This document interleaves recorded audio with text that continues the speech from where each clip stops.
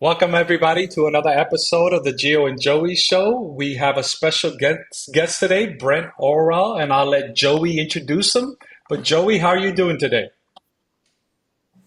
Better than I deserve by the grace of God. Um, but yeah, so the person that we have on today is from one of my favorite organizations on the right, especially these days where I feel, as a Reagan Republican, I kind of feel increasingly homeless. But a lot of the work stuff coming out of AEI is like right up my aisle. I feel like the Republican Party could use some more influence from these guys. But Brent is a Twitter mutual of mine, and I've really enjoyed his articles and different content I've seen from him. So excited to dive into this conversation. Amen for that. So, Brent, tell us a little bit about your organization before we get into specific topics. Sure. The American Enterprise Institute is a nonprofit educational organization, research and education organization. We have scholars, about 125 scholars, I think, right now is our head count, working in domestic policy where I am. And then we also have scholars doing social and constitutional studies and of national defense and foreign affairs work as well. The Institute has been around in its current form since the 1970s, but it goes back as early as the 1930s in its original sort of form. It was, I think, much smaller, and yeah, that's the sort of scope of what we do. My job is to principally to do research on workforce development, job training, um, artificial intelligence, the future of work, Mm. those kind of issues. So that's where I spend the bulk of my time. And then, as Joey was mentioning, I'm pretty active on Twitter where I get to ventilate my other thoughts on the passing parade of politics in Washington. Okay. The natural question for me to ask after hearing your involvement and the fact that you're part of the conservative movement, what led you down this road, right? There's two paths. You could have been a far leftist and a conservative. What makes you a Well, conservative? so in truth, I've been both, right? Okay, good. I graduated from the University of Oregon, and I'm originally from Oregon.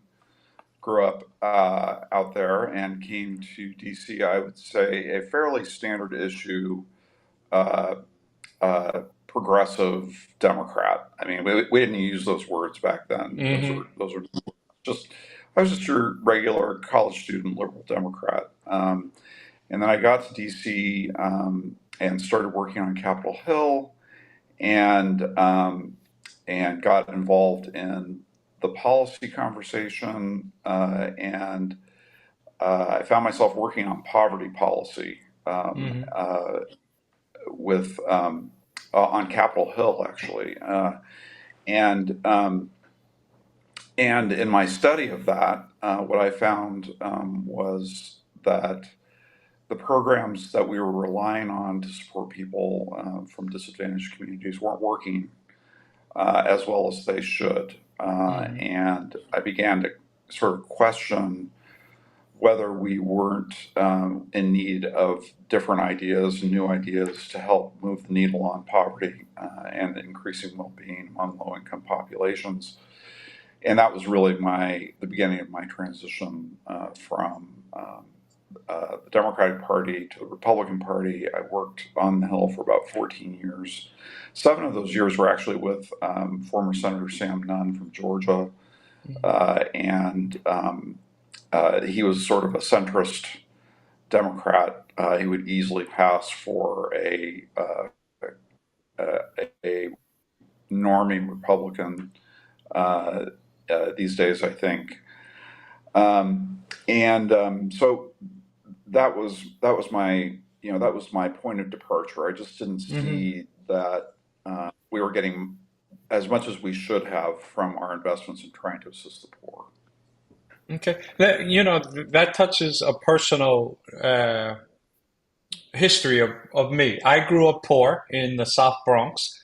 My single mother, a mother on welfare, and she was a God-fearing woman, and so we never lacked. We were on welfare though. As a single woman who didn't know the language, it was hard. I remember it. But overall, we had a good supportive church family and things like that. However, I still have family in the South Bronx, and I go back, and it seems like the Bronx is worse with all this money poured into. You said you started seeing that things weren't getting better. Can you share any particular insight of what you saw that really opened up your eyes to that? Because I've seen it Yeah, personally. yeah, I know exactly what it was. When I first started on Capitol Hill, I was working for not for Senator Nunn, but for another member of Congress from Georgia, and he represented sort of middle Georgia, Macon area south to the Florida line. And I spent some time traveling in these very poor rural areas of Georgia, and I saw things that really that the only comparison I had for them was some time that I spent in places like the Ivory Coast and Nigeria Hmm. on the continent of Africa, and this is back in the mid '80s, so it's been a Hmm. long time. But that wasn't the picture of poverty that I had in my mind as somebody who grew up in Oregon, where you really had to go look for it, uh, Hmm. and um, and you know, and it didn't look like that, and Hmm. I didn't realize there was still poverty like that in America. Um, so yeah, that was really kind of a turning point. That's where I got started on that journey, and then I ended up working for another United States senator. His name was Dan Coates, who was senator from Indiana, and at that time he was sort of the leading voice for what became compassionate conservatism Okay. in the George W. Bush administration. Hmm. And so that was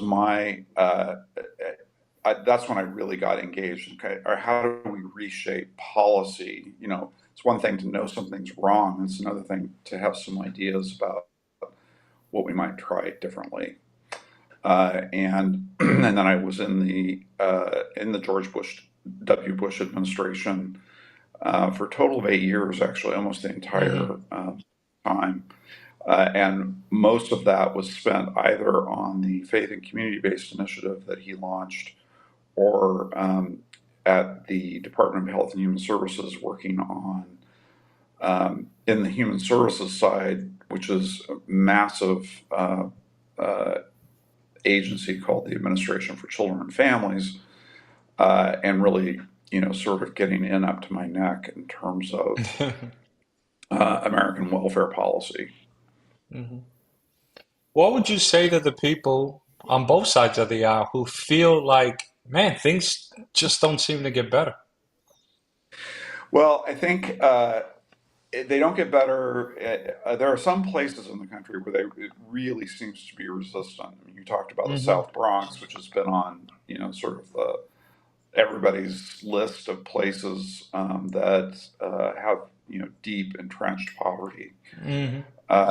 uh, for decades and decades, right? I remember Ronald Yeah. Reagan in 1980 campaigning in the South Bronx, and he was walking around and saying, we declared war on poverty, and poverty won. I don't think that's actually true. Hmm. I think that things are remarkably better in the United States as a whole than they Hmm. have ever been before. Um, and I'll just give you a quick example.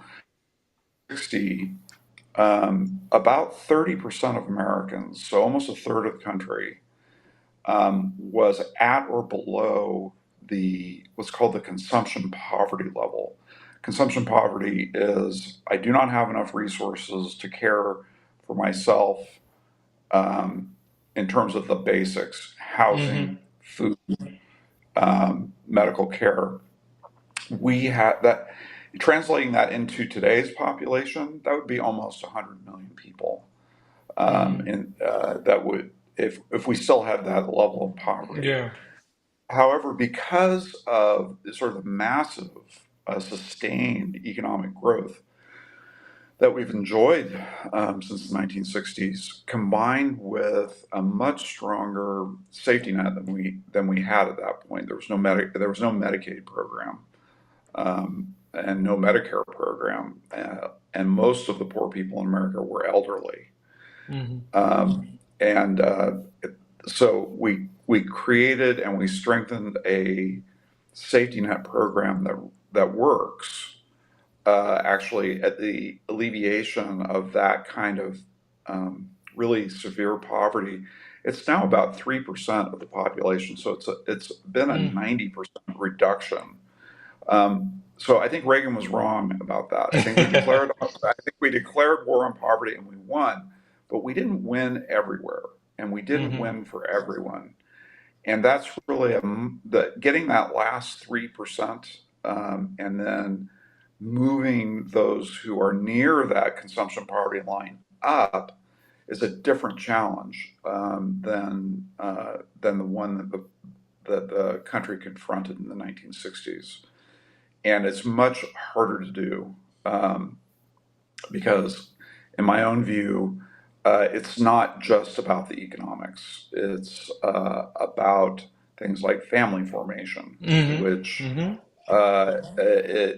there's no magic wand for these problems, and they're much more resistant to our policy efforts to try to improve them.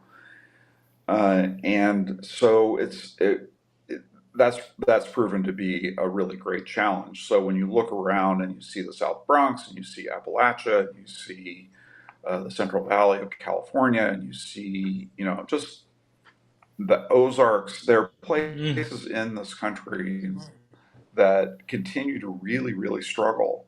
Uh, and we're not going to solve that with just money. Money's important, but we're not going Hmm. to solve it with just money. Yeah, I agree with you. You could throw a lot of money at black holes and it's still not going to change something, right? I mean, you look at a city that many people would recognize just by the name, Detroit, right? And it's Mm. some of the places in Detroit are horrific. And yet, some of it, like always, things are thriving. You mentioned the family. In your years of experience in Congress, well, not in Congress, yeah, working with politicians and things like that, how have you seen the shift in family? Here's what I'm looking for specifically, like the shift in the thought of the nuclear family. Uh, denigrate.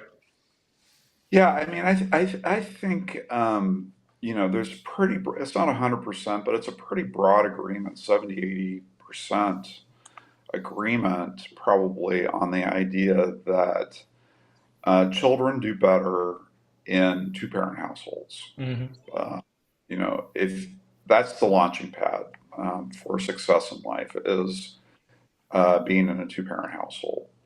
Your chances of being poor, your chances of failing to graduate, your chances uh, becoming addicted to drugs, on just about every one of these social measures that we care about in terms of well-being and flourishing. Um, Children who are born into and sustained by two-parent families just do better than those who don't. And I don't think that's really arguable. What we do about the problem is very much arguable, and I certainly wouldn't be one to say, "Oh, we just need to rewind the clock. We need to go back to another era and live as people did in the 1940s and 1950s," or because we've made an awful lot of, whatever problems we have to recognize they that there have been significant improvements along the way as well. And so everything's a trade off, or, you fix one thing and then you find something else that's Yeah. broken. Hmm. And so when I don't want to go back to the 1950s. I don't think, you Mm. know, uh, black people were much worse off in the 1950s. Women were much worse off. Sexual minorities were much worse off. We have made a lot of progress as a country in terms of advancing human dignity, justice, well-being, and so I do not look back and wish that I could live in another time. I think this is really the best time to be alive. Joey, jump in here because I can hog the conversation up. Yeah, no, so what? Well, the thing I would just say on that is like I think as conservatives, I think it's important to remember that conservative doesn't mean like clinging to the past, right? It means Hmm. taking the best of the past and applying it to changing circumstances. Mhm. But as you were talking, like, I agreed with everything you were saying. I also like I spent in my early 20s. I spent quite a bit of time like in the mission field in like Latin and Central America, and like even when we talk, like poverty certainly exists in America, and yet when we talk about poverty, it's also relative to the society you're in, right? So when you talk Hmm. about like just standard life in Latin America, it's better than a lot of like inner cities or Appalachia and stuff, or it's worse than like what we would consider poor here. So that's also relative, and like yes, America still is the greatest place to live, but I guess what I would say is like, so when I look at like say Trump and like MAGA and populism, whether it's that or whether it's on the left, they seem to be appealing and getting the message out that they're for the working class and the poor, even if from my perspective they don't actually have a lot of solutions that are actually going to help people. And so I guess how would those in like for in free market circles and whatnot, how do we get the message out to voters that we're not just an elite establishment that doesn't care about the working man, but that actually these principles will benefit everybody? Like how do we translate that into the electorate? It's of course, if I had the answer to that question, I know. I would be out on a speaking circuit making $10,000 a speech to hold forth on the 10? solutions More like to a America. 100,000 a speech. Yeah, I don't want to be greedy. I'm just 10,000 would be fine. But we live in extraordinary times. I can't explain to you why it is that Americans feel so bad right now. They feel really bad about the world and about the Mhm. country. And I look around and all I see is, if this is bad, I have no idea. Wow, what would good look like? Mhm. In terms of uh, not just income and wealth, but health advances and scientific breakthroughs, and you just go on and on about the progress that Mhm. our society has made, and how much we have to be thankful for. But you can't tell people that, right? You can't tell. You've never had it so good is a difficult political slogan. Mhm. People are unhappy, and so what I think is, we as conservatives, people who believe in the power of free people, free markets, Mhm. national security, these sort of touchstones of conservative belief. Um, we just have to keep saying, uh, these are the principles that work. If you want to see stuff that doesn't work, go to Russia, go to China, go to less free places. You can find all sorts of much, much worse conditions, politically, economically, socially. And we have the blessing of being Americans. We as I teach a class. In fact, it's next week. I'm teaching a class at AEI in our summer honors program, and it's called More Than a Paycheck, and it's about the role of work in creating uh, uh, the kind of meaning and purpose that we all crave as human beings, that our lives should matter, that we should be making a contribution to one another. And I honestly think that is probably one of the solutions, is that we are navel gazing as a country right now, and we need to be outer directed with one another and with the world, because the world needs us and we need to be engaged in it.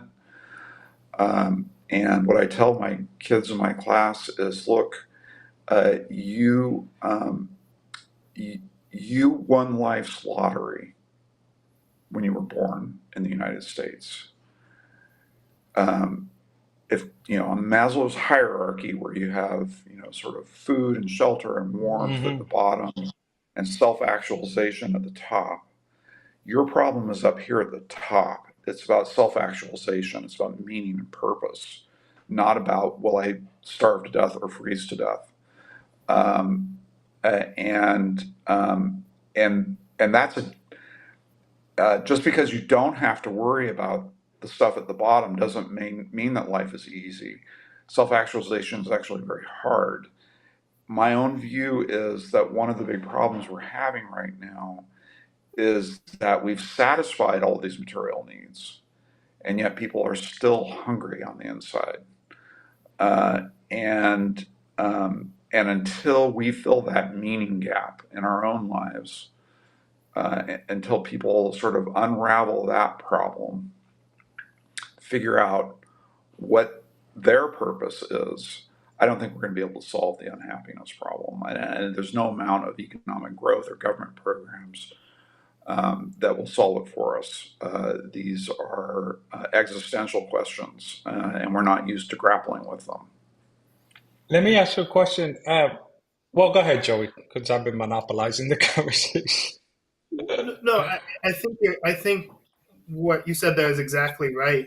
And it's one of those things though where there have been opportunity, like just from my perspective, like there's been opportunities where I would think, particularly when I think of the party of Reagan, like right now is a moment for outer focus, right? Like right now, the people of Ukraine are fighting valiantly for freedom.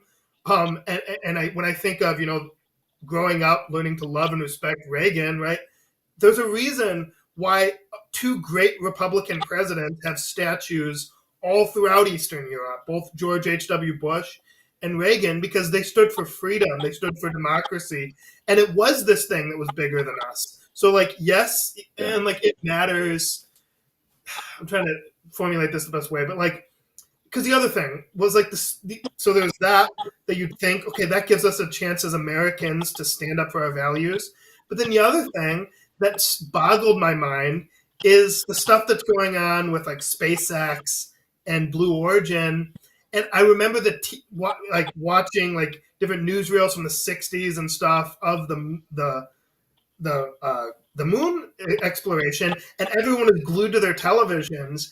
And yet today, when that's happened, you look at social media and like all of the comments are like, why are they wasting so much money on this? I'm like, what are you talking about? Like, these are the kinds of things. So it's almost like, what is it that it takes? I guess the question is like, how do we get people to realize that like this is like a great thing to strive, right? This is who we are as Americans, right? Rather than just, I don't know, maybe there's not really a good answer to it, but I think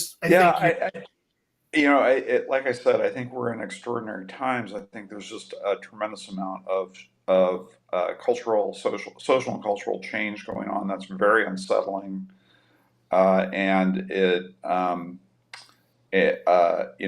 I think that as good as things are, there were some important mistakes that were made back in the 1990s and early 2000s, where we just didn't plan ahead for some of the changes that were bearing down on us at that time. We talk about NAFTA and foreign trade and how that sort of destroyed manufacturing jobs in the United States. It's actually not true. What destroyed the manufacturing jobs is automation. About 75% of the effect that we saw in the 2000s, we lost millions of jobs, was just the effect of automation rather than trade. Uh, the people focus on, say, on the trade issue because it gives us somebody to blame for the problem. What we really should have thought ahead of time was sort of equipping people for that transition to the post manufacturing economy. We still produce a ton of stuff in this country. Hmm. I mean, like, the most productive factories are right here in the United States. And it's just that we don't need as many people to do that work anymore. Um, and that sort of puts me on to this other issue, is that it goes back to that question of meaning and purpose, which is we don't value the kinds of investments in education that would help equip people to grapple with those questions. What we want to see in education and training is, here's the training and here's the economic outcome. And I want them as connected as directly as possible. And we don't have patience for, investing in a different set of questions like, who am I? What am I built for? What's the thing that I can do to contribute to the well-being of others that I love to do? Those are different set of questions, and we don't ask them. And I think that's the beginning of this existential crisis that we're facing. It's very interesting that career burnout, is not something that happens to you when you're 50. Career burnout is something that happens to you in your early 30s. And it typically happens when people go to college or they go to school, they get a credential, they get a degree, whatever it is. They know how they're going to make money. And then they go off and they make the money. And then they get the house, and then they get married, or maybe the other way around. And then they have kids. And then they wake up one day when they're about 32 to 35, and the money's not enough anymore. But the window for making different choices has closed because there are so many other commitments that have already been Hmm. made. Yeah, the bills got to be paid. And the bills got to be paid. Hmm. And so what I tell the kids that I work with in my class is, like, you need to pay really close attention to what you choose to do and make sure that it's rooted in something that you love. It doesn't have to be, I love to travel, so I'm going to travel for a living. Nobody gets to do that. Hmm. But uh, but what I always ask is, what's the thing that you would do, or that you do just because, you love it? What's the book that you return to over and over again and read? What's the story that you read about in the newspaper or online? The type of story that you always read, you always stop. I said, these are all pointers toward vocation, toward finding that sense of calling in your life.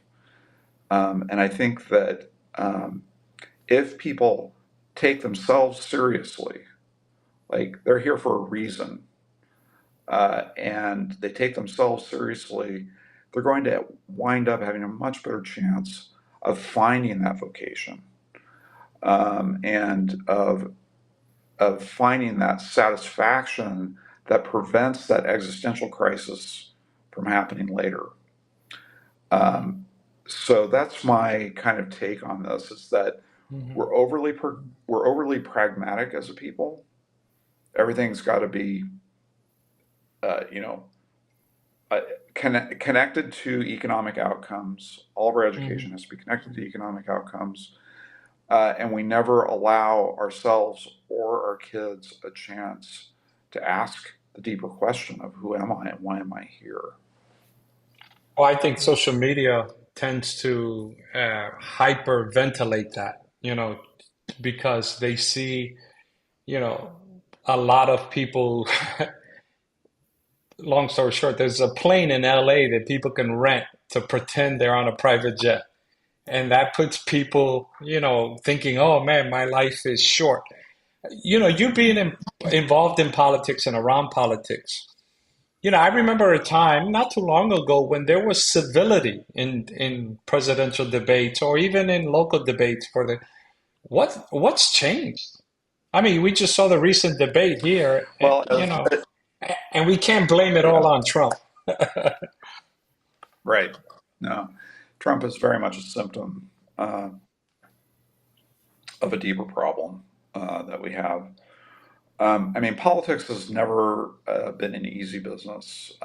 It's very competitive. It's meant to be that way. The founders knew what they were doing when they established a competitive system. And in any competitive system, you're going to have people who play rough, uh, don't, maybe aren't as observant of the rules as possible. I can't remember who said it, but somebody commented one time, politics is not beanbag. It's hard, rough business.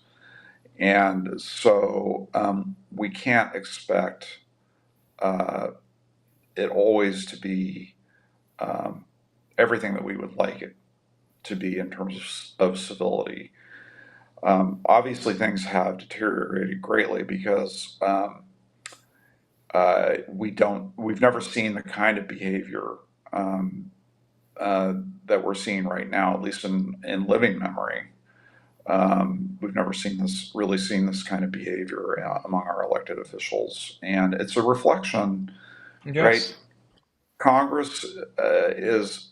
That's what I learned about working on Capitol Hill for 14 years, is that Congress is a really good picture of the country, and if the country doesn't like what it sees in Congress, it's because they don't like what they see in themselves. Mm, Because we elect these people, they yes. are our representatives, and they are experts often at telling you what you want to hear. And if you do that long enough, you begin to believe the things that you're saying. If you're telling people things you don't believe, but they want to hear, you will eventually end up believing it. Um, and I think that that's part of the cycle that we're caught in right now. Again, all I can do is, in my little corner of the world, is try to cultivate respectful um, uh, exchange. And part of that is I'm just not smart enough to be mean in the way that I see people being mean on the internet, and it's also just temperamental. That's Mm. not who I am. I don't like it. I want to treat the people that I encounter with the dignity that they deserve, whether I agree with them or not. Amen for that. Joey may be too young for this, but I wrote a poem back when AOL came out, and it had something to do about the fact that why do we become different people when we're behind a keyboard? Right? A lot of the things that are said on Twitter, on X, on Facebook, people wouldn't say to each other's faces. And that's part of the degradation of society. They think, well, I'm 3,000 miles away, I can say it. But it shouldn't be that way. We should be the same Yeah, people anywhere. yeah. One of Anonymity is really poisonous Hmm. to civil debate. If people can hide behind personas, never reveal their names, things that we would never do, we would Yeah. never want to be associated with, people are willing to do. Jump in here, Joey. yeah, so I one of my first like big public memories was 9/11. I was I think like 5 or something when that happened. But one thing that I Mercy. remember, right? Like, I wasn't from New York. My dad grew up in New York City, but I was from rural Southwest Michigan, right? Like you would think, like in a lot of different ways, right? New York City, that's a very different place. But I just remember as a kid, like growing up, like the thought and like the ethos of the culture at the time, and certainly in the communities I was in, was just when we saw that happen, right? When we saw that attack, when we saw, I can still remember one particular guy jumping from the building. Like the thought was like, these are my people, right? Like it doesn't matter that, yeah, they may be big city New Yorkers, whatever, but like they're Americans. And I just often think about like, if something like that happened today, are we so divided that that it would just be a question of, well, that's happening in a blue state or that's happening in a red state. I And I'm would just like, hope not. that's so poisonous. I hope not as well. I hope it doesn't happen, obviously. But like, I would hope that in some sort of crisis we'd come together. And yet it just feels like social media has so torn us apart where if my person loses, and I see this all the time too, on both sides. It's like if Trump wins, we can't survive the next 4 years.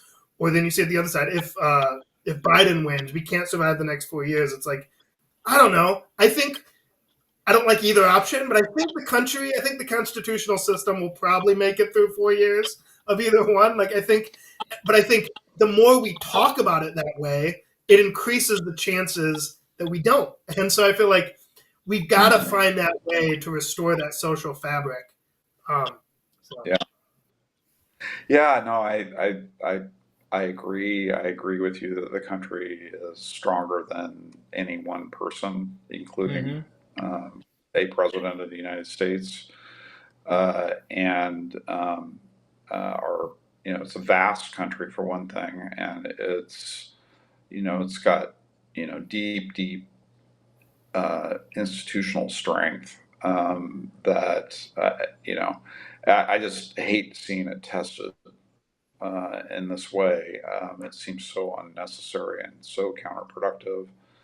And I wish it weren't that way, but it is. And so, before we started, you were asking me about some of the recent Supreme Court rulings that have come out in the last couple of weeks.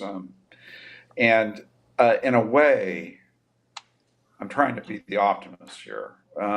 So in a way, I think that some of those opinions, like the one that came down today on presidential immunity and the one that came down last week on the Chevron, overturning the Yes. Chevron decision, I think there are potentially some silver linings in these things. I think that the court is trying to get out of the business of acting as a super legislature and make the other branches of government do more of the work that they're supposed to be doing.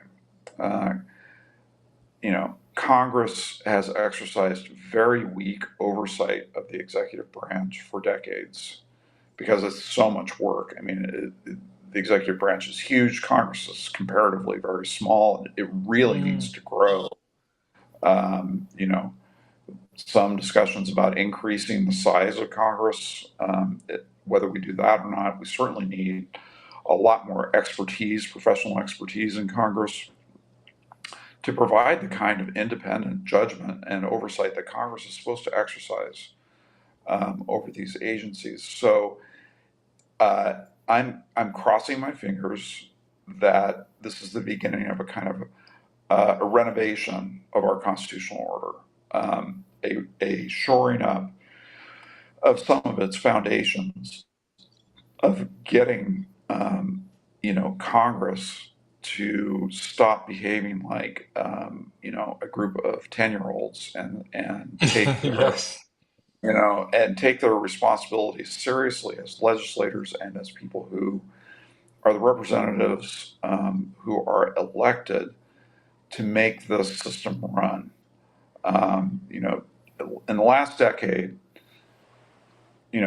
we've seen congressional staffs move from doing policy to doing communications, as if communications were the main task of Congress. Now, good communications is very important, would never deny that, but it's not the main job. The main job is policy. And policy is hard, it's frequently boring, it requires sustained effort. It requires excellence to do it right, and we just don't right now. Uh, we don't have the right people on the bus. Just I'm not Hmm. talking about partisan identification. I Yeah, just yeah, mean yeah. I people who are understand. Mm. serious about this job. And so, when the public gets a good look at what's going to happen when the courts are no longer there to referee every disagreement, a lot of these are political questions. They're not legal questions. They're not Hmm. constitutional questions. They're political questions that have to be settled. I wrote on X over the weekend, I feel like we've had, decades of deferred politics Hmm. in this country. And because of that deferred politics, we've gotten a lot of angry people who don't feel like their concerns are being addressed through their elected representatives. So I'm giving you my optimistic Hmm. view. Yeah, yeah, yeah. I hate the notion of an imperial presidency. The decision today is deeply troubling to me. I think that those who are celebrating it because it might end up benefiting Donald Trump really need to consider what happens when the other team is in charge. Do you really want an unleashed president if your party is not in control? And the answer on 2 minutes of reflection, uh, everyone would say no. I don't want that. Um, but in this hyper-partisan environment that we're in, everybody's locked in this very short-term thinking, and it's about what happens in November rather than what does this mean for the next 10, 20, 30, 100 years Speak, going speaking, forward. Speaking of which, speaking of what happens in November, we just had a presidential debate. And the reason I'm bringing this up, once again, personal to me, my father died from Alzheimer's. Mm, And, we saw the decline over a 5 year period until a man who was always weighing around 175 was like 88 pounds the day he died. Like I said, personal experience, I see some of those symptoms in President Biden. And yeah. many of the Democrats are now talking about it, obviously, post debate. What can be done? And I'm not talking here from a Democratic, Republican, partisan standpoint, just from the fact of a man's health who should be leading the country. Yeah. What can be done, and what do you think will be done? I know you're not in Yeah. the So inner circle, but I was so worried about that debate that I actually refused to watch it. I you know, I did not think it was going to go well, and I think it's one of my top five best life decisions not to have watched it because it just, you know, it was clearly a really distressing event. I feel badly for President Biden and his family. I think this is unfair to him that he should, you know, um, be spending years trying to lead this country that could be better devoted um, somewhere else. And I think it's kind of an American tragedy that we're watching hmm unfold because I don't think Donald Trump should be reelected. hmm I will vote for Joe Biden if he is the candidate because I think that the country is better able to withstand a, a death in office or resignation or even invoking the 25th Amendment and removing a president than it is. It's better able to withstand that than it is to withstand somebody who is deliberately trying to undermine the norms and foundations of our constitutional system. So that's my view. I wish it hmm weren't that way. I would really like if there's a way for the president to step away and allow somebody else to run in his place. That would be probably the best solution. I have no confidence that that's going to happen. It's complicated. It's difficult, and nobody would want to admit to themselves Hmm. that they aren't up to the job. There was a great piece today by a American historian at the University of St Andrews in Scotland, where he talked about FDR's fourth election and how sick FDR was, and how we didn't know, the public didn't know how sick he Yeah. was, and how one of the main reasons that FDR wanted to run was because he believed that being president was keeping him alive, Mm. and it wasn't. It was killing him even faster than he was otherwise declining, with heart disease and high blood pressure and all sorts of ailments for which there were no treatments available. Um, uh, so a country can withstand the death of a president, the removal of a president, the resignation of a president, because we have constitutional mechanisms for managing those things. Right now, we don't have a mechanism for managing Donald Trump. Mhm.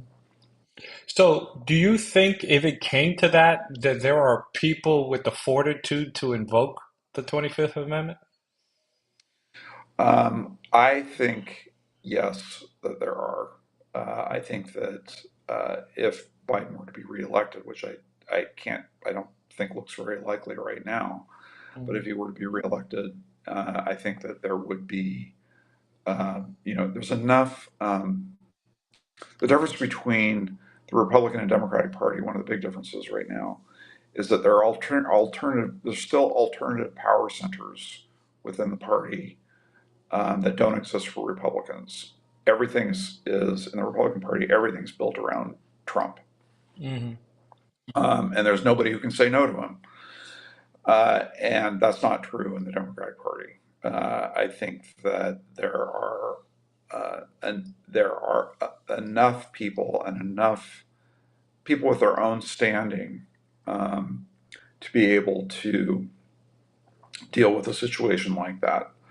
I don't have that confidence among Republicans. I mean, he clearly should have been impeached. I think the first time, I mean, he was impeached, but I think he should have been convicted Mhm. the first time. Certainly the second time he should have been impeached after running an insurrection against uh, the government.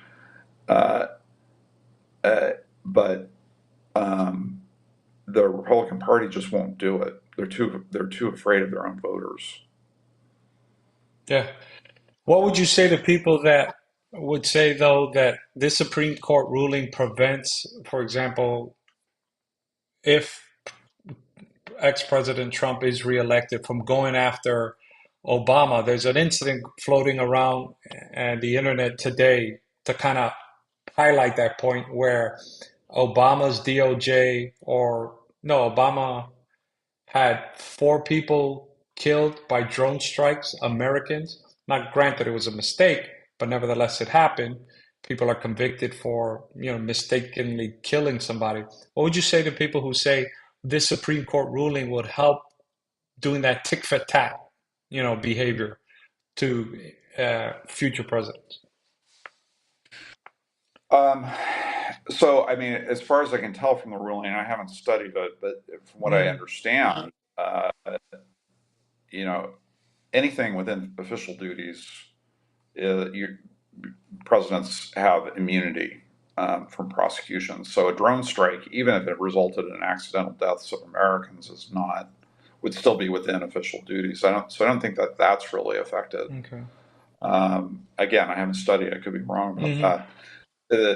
The question that the court left for the rest of us is, what's the line between official and unofficial acts, and that will be contested ground in the future. What was Trump in trying to um, address what he believed was fraud in the vote in 2020? Was he acting in his official capacity or in a personal capacity? I don't, Hmm. and I mean, he is president. He can tell the DOJ to do anything that he wants to, as long as it's legal. And you can get lawyers, as we saw, not good lawyers, but you can get lawyers to basically make an argument that almost anything is Hmm. permissible. So I think that's kind of where we are, and that's again, I'm not an expert in it, Hmm. Hmm. and um, I made some of that may not be correct, Hmm. but that's my understanding of it. Okay. And your organization, do you guys take volunteers? And if so, how can people get involved to support what you guys do? We don't take volunteers per se. We offer internships to college Okay. students who want to come and work with us, learn Hmm. about public policy, uh, and people can find that on our webpage, aei.org.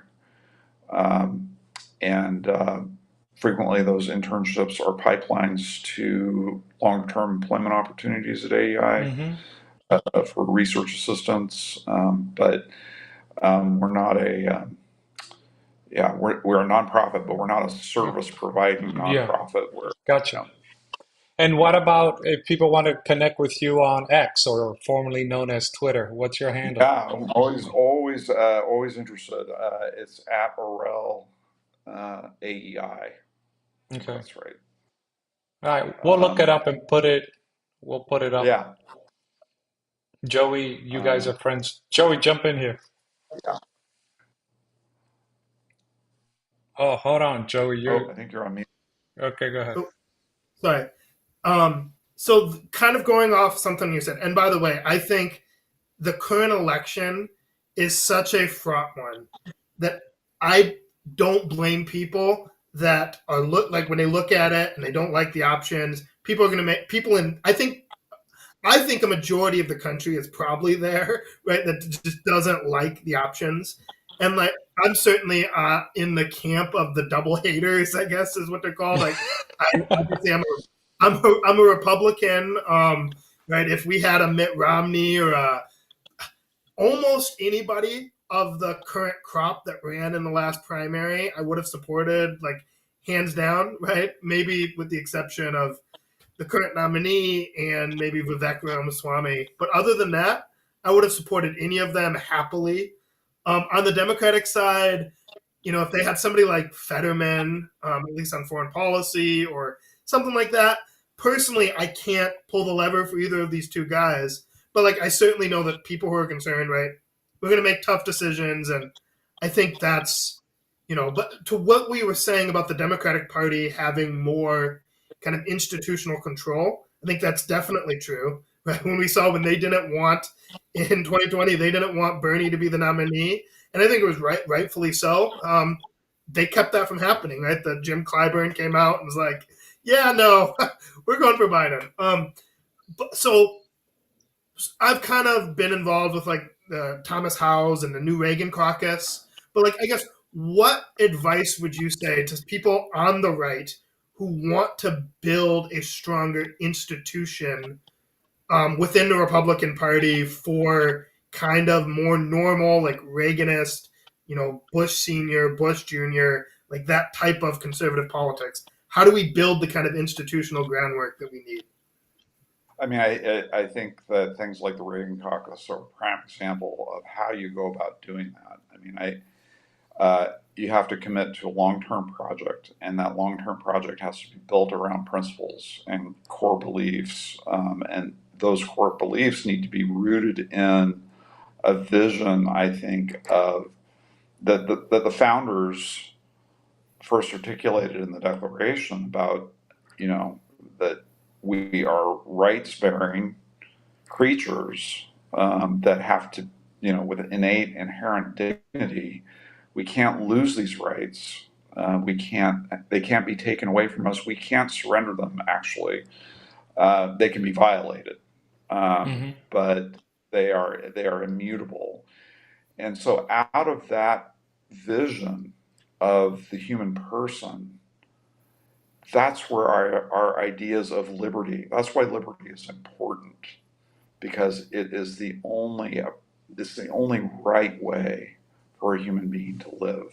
Amen. Um, it's the only thing commensurate with the dignity of who we are as people, and on that issue, there's a tremendous amount of overlap between left and right. People really are passionate on both sides about justice and about respect for the human person. They express that belief differently. And we often end up fighting over what it means. But it's so important that we do fight over what it means, and argue it and pursue it. And so I think it starts there, really focused on human dignity at the very core. And then what do we need to do as a society to protect that? And then we can have the debates about everything else,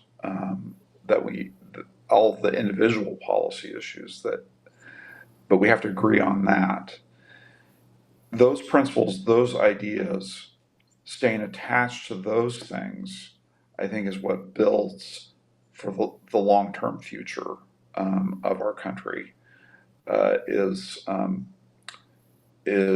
not losing sight of that, and not allowing our frustration and our anger ever to get ahead of us.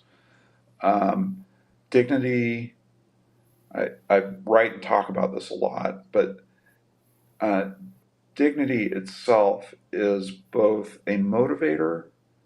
It's what pushes us out into the world to try to make it a better place. It's also a limiter because it tells us what we can't do. Yes. We cannot, yeah, we can't coerce people. We can't violate their conscience. Um, we have to persuade rather than coerce. And so that's why I think dignity is so important, because it is both a motivator for us, but it also tells us what we're not permitted to do in pursuit of our political objectives. Well, thank you very much for that because, here in the Gio and Joey Show, it's all about liberty of conscience.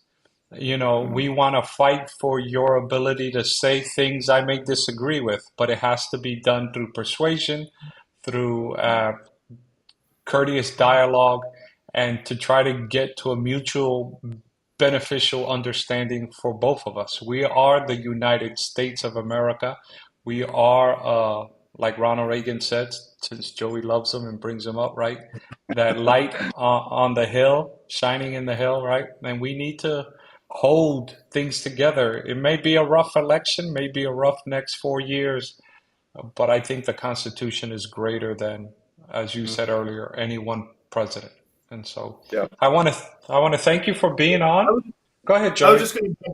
So Remember, we for want me, to respect his time, though. yeah, I was just going to agree with what you said, so we're, our tagline, right, is that we're, Protestant Christians, right, that talk about the news and stuff, and I feel like, and I think sadly, Christians involved in politics has kind of a dirty, like a dirty, leaves a dirty taste in people's mouth these days, because I feel like we've gotten away from that core insight that I think, in my opinion, Christians gave to the public square, that the dignity of the individual, the dignity of the other, right? To instead, right, like when I look at like Christian nationalism, it seems like it's more about power over rather than recognizing the dignity of the other, recognizing that democracy really is something that came out of the Christian tradition. I mean, the Greek tradition as well, but I think in the West, it was greatly influenced by Christianity. And if we can get back to that as Christians, I think even those who maybe are atheists or secular won't have that dirty taste in their mouth about Christians involved in political things. I agree completely. I mean, you can trace this, and this is an active debate that I have on Twitter on a regular, or X on a regular basis, is that because people want to bring up the stuff in the Bible that has been abused, well, Bible endorses slavery and it endorses murder and, all these things. And it's like, okay, but how do we know that those things are wrong? And we know they're wrong because of Genesis 1. Hmm. We know they're because God created everything. We are part of His creation, and He said it's all good. Creation is good. Human beings are noble because they bear the image, right? And you can trace that thread all the way through the scriptures. And then, of course, in the New Testament, Jesus makes this very explicit. What are the great commandments? And it's love God and love I love one your another. neighbor. Hmm. Yeah. On this, all the law and all the prophets hang. Yep. And it is a betrayal, I think, of the first order that people who claim to love God are doing such a terrible job at loving their neighbors, and treating, like C.S. Lewis said, you know, if you could see a human person the way that God sees them, you would be strongly tempted to fall down and worship, right? Because that's the kind of beauty that resides inside people because they bear the image of God. Um, and that's what we need to hold on to, is that even people we strongly disagree with bear the image of an eternal God that created them and created us. And so, and if we're going to really love that God and really honor Him, then we have to love that person that's in front of us that we really just about cannot stand their opinions. Yeah. My wife Amen. and I joke around all the time. Honey, I love you always, but I may not like you at this moment. Yeah, Well, Brent, thank you very much. Joey, yeah, once again, thank you for inviting Brent.